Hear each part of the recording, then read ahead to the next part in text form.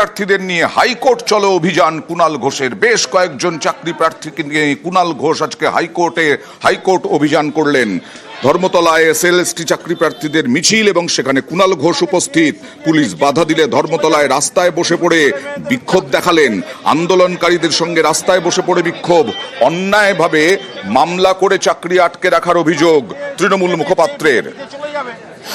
ছেলে মেয়েদের চাকরিটা খেয়ে দিয়ে চলে যাবে, এটা তো স্যার হতে পারে না। আপনার বাড়ির লোক হলেও আপনি চাইতেন না। তো সুতরাং আপনি হাইকোর্টে আচ্ছা এবার ডেট দিয়েছে আবার 1 মাস বাদে। এই ছেলে মেয়েগুলো কি করবে? এদের সামাজিক সংকট তৈরি হয়ে যাচ্ছে।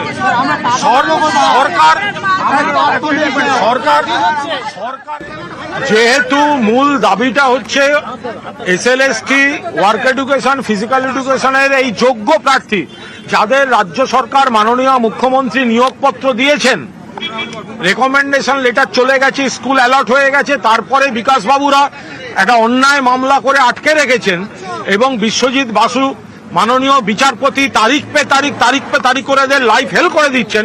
ওনাদের দাবি হচ্ছে প্রধান বিচারপতিকে হস্তক্ষেপ করে মামলা দ্রুত ফয়সালা করতে হবে। আমি পুলিশকে অনুরোধ করেছি অবিলম্বে হাইকোর্টের সঙ্গে যোগাযোগ করতে। হাইকোর্টের কারা কখন কিভাবে ওনাদের প্রতিনিধিদের সঙ্গে কথা বলবেন, আমরা অবিলম্বে একটা দ্রুত তারিখ চাই।